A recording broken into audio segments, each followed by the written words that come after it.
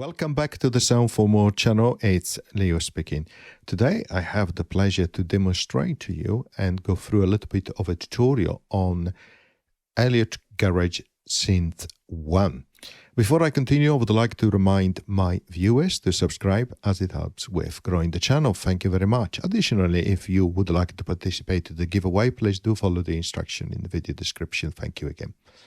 Okay, so it works standalone, but it also works as an AUDIOBUS inside your preferred host, of course. And at the moment, I'm running it as a standalone so that I have more space on the screen, but that depends on your choice. So it's an analog synth with a lot of different features, which makes it actually quite nice to use, unique. It is not as sophisticated as some of the other synths, but what I would say is the easiest. It's so easy to use, and it combines analog with FM. As you can see here, two operator FM, you have a sequencer, and you have, of course, a filter, a vocal filter, and you have also a granular filter. So you have a lot in the synth, and as you can see here, you have also an arpeggiator as well. So let's try it a little bit.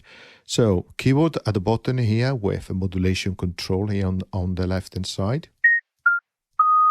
Of course, you can click on scroll here and you can scroll it and go to a lower octave. Of course, you can deactivate scroll. You can hold notes, of course, with the button hold. You can set it to mono, and you can use the panic in case you have any notes which are stuck. Here you have settings for your ARP in terms of octave to have more going up 3 octave, 4 octave, 5 octaves, and you also have glide here as well.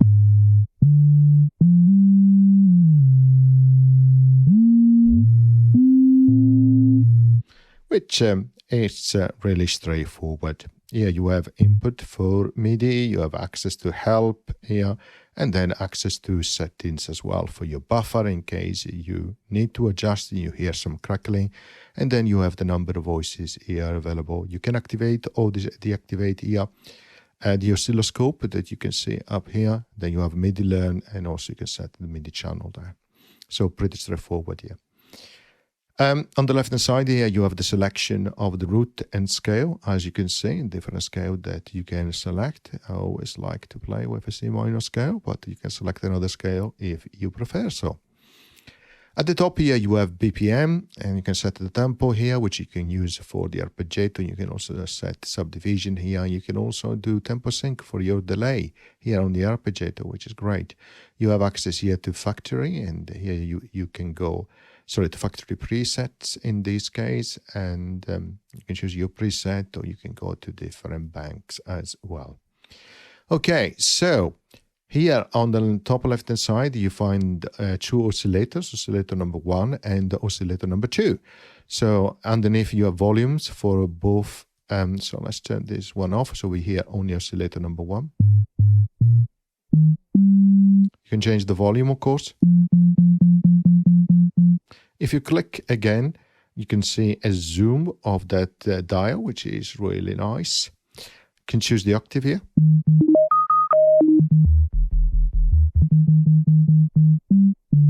And then you can change, of course, the waveform. Triangle. Square. And of course, you can bring in a second oscillator. Let's say we go for sawtooth for both. And then what you can also do is detune the second one, which is really nice.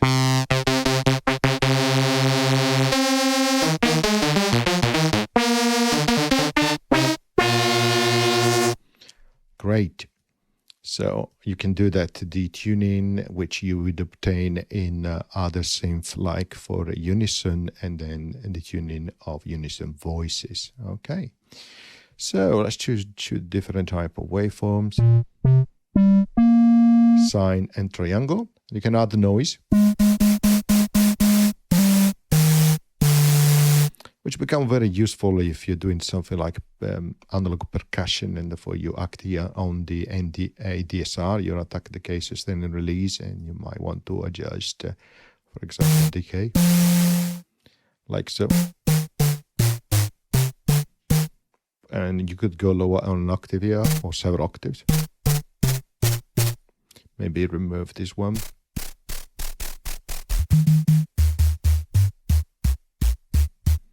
Yeah, really depending on what you're looking for. So here you have an ADSR. Let's reset this. So you can adjust your track if you want to, for example, create some pads. Okay, let's put the sustain up and the decay down to 0. You have LFO here, controls for volume and frequency.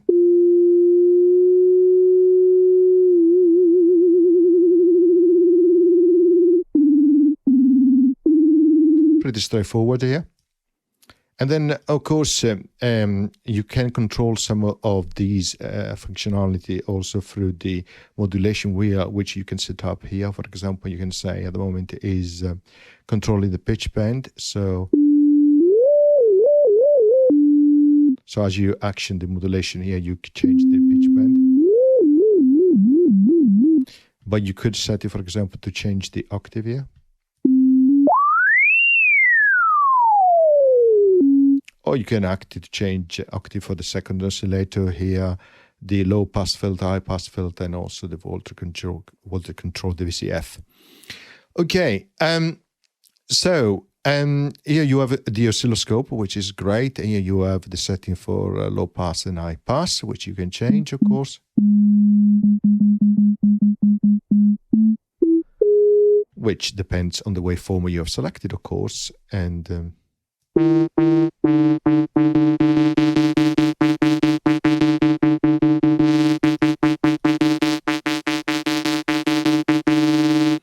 you can see the effect here on the oscilloscope. Okay, next, let's try the arpeggiator. So you can set it to poly here, which is useful. Then you can activate it here, going from off to arpeggiator up, or click again arpeggiator down, click again arpeggiator up and down. Or the next one is the subsequencer, which I will show you in a moment.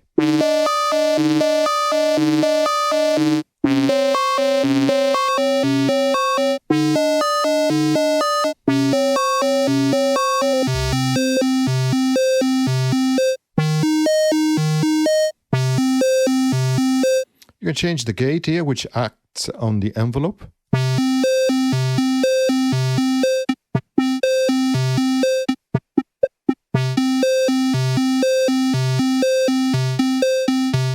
You can add some crash if you wish so, and then you can act on the delay, feedback, and timing.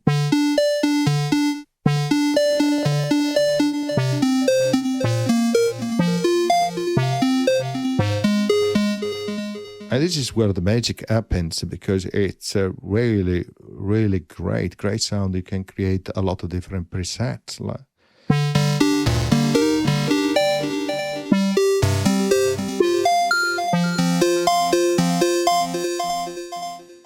Okay, so let's set the delay, feedback, and time down to 0. We'll leave it to poly.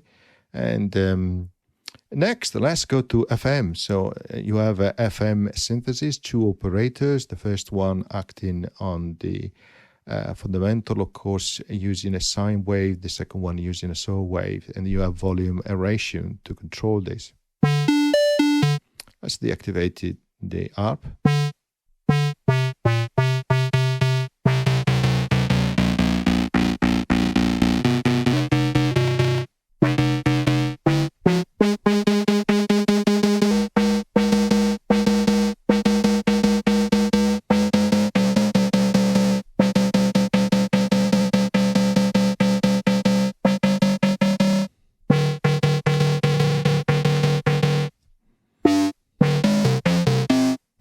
So you can play a little bit with 2 FM operator. So you have that ability as well. Next, let's have a look at the filter here. You, of course, can control it via a keyboard, but you can add a vocal filter for which you can choose the vowel and the formant.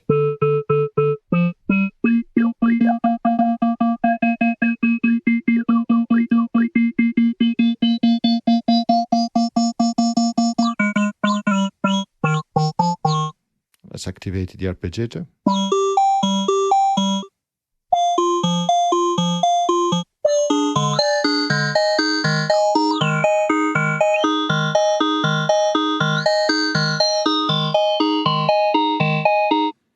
So you can create very unique presets. Next, let's add the granular filter as well. You can change the speed and the frequency. It's acting on.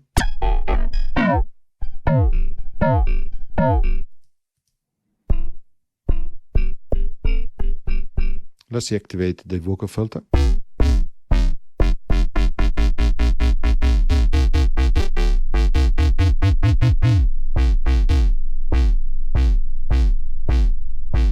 And let's actually add more sustain, like so.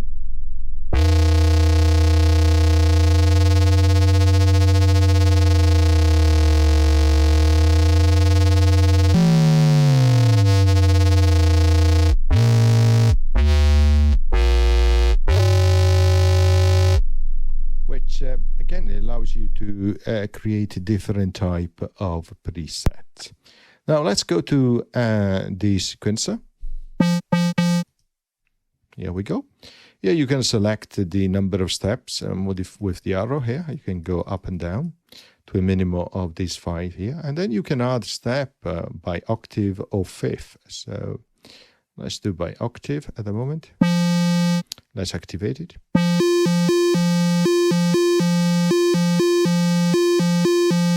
Or you can go by fifth. This will be a fifth before an octave. That would be the next up fifth here.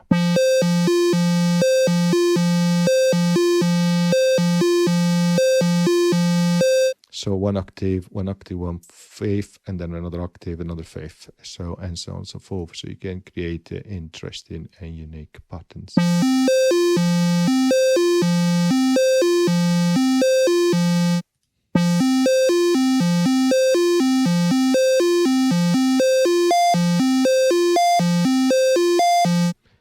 Next, you can activate formant here if you like. When you do that, if you go back to the voice option here, you can see the filter is active, which you can disable again. There you are. And then below here, you have access to controls for VCF, octave, volume, formant, FM1, FM operator 1 volume and ratio as well, and so on. And then again, you can change here the values for that particular parameter.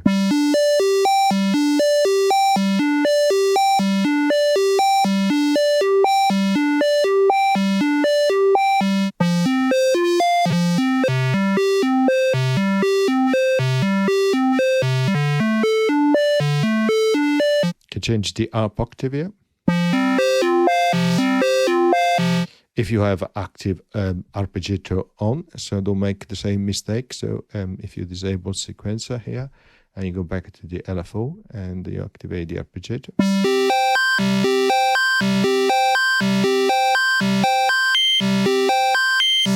So you can change the number of octave.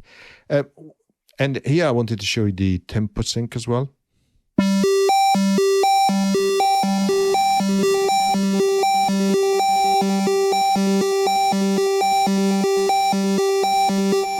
The subdivision.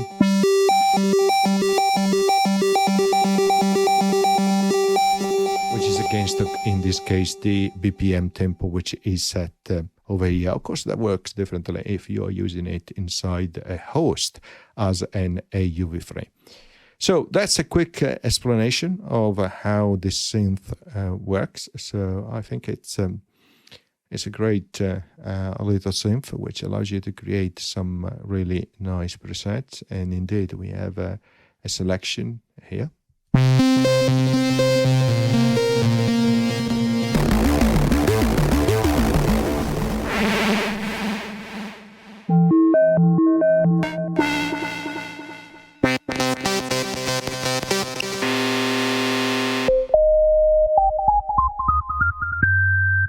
You have different banks from the usual artist. Okay, I'm going to stop here. I hope you enjoyed the tutorial and demonstration. And as always, see you next time. Bye.